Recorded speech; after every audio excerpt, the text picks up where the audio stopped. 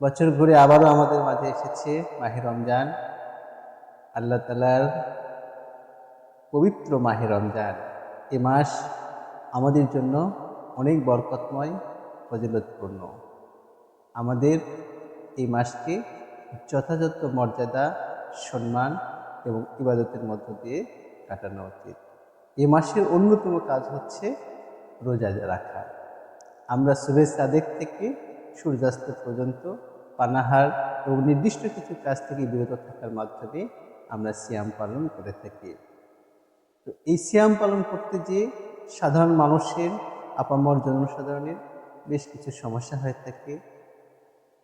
আমরা বাংলাদেশিরা মশলাযুক্ত খাবার বেশি খেয়ে থাকি, ফলে আমাদের গ্যাস্ট্রিকের সমস্যা বেশি হয় সাধারণত।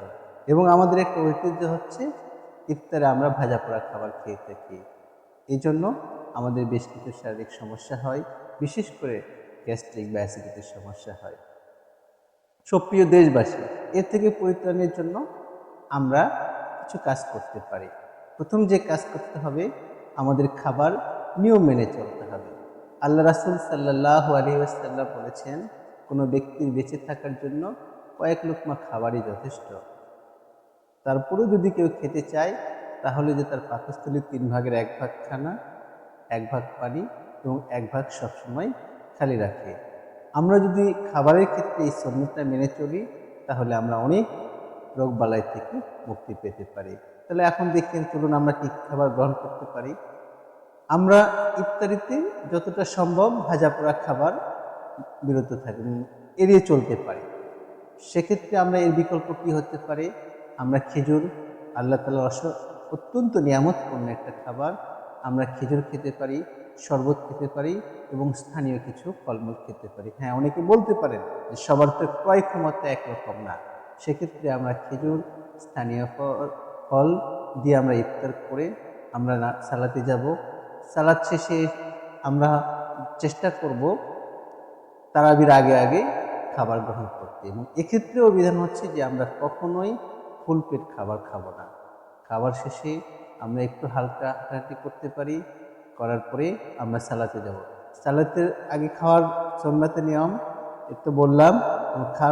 সালাতের আগে খাবার খেলে আমরা যখন সালাত আদায় করব, তখন হজম শক্তিটা ভালো হয়ে যাবে।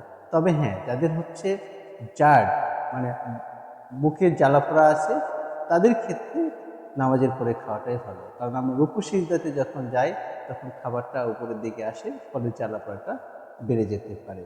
এভাবে যদি আমরা খাবার গ্রহণ করি ইফতারের সময়, তারপরে পর্যাপ্ত একটা ঘুম দেই, আমরা অনেক সময় নামাজের পরে এসে মোবাইল নিয়ে হয়তো সময় নষ্ট করি, ফলে আমাদের কিছু ইরিটেটিং প্রবলেম হয়ে যায়, অনেক রাত পর্যন্ত জেগে থাকি, আমাদের মানসিকতার সমস্যা হয়ে যায়, আমরা অস্থির হয়ে থাকি।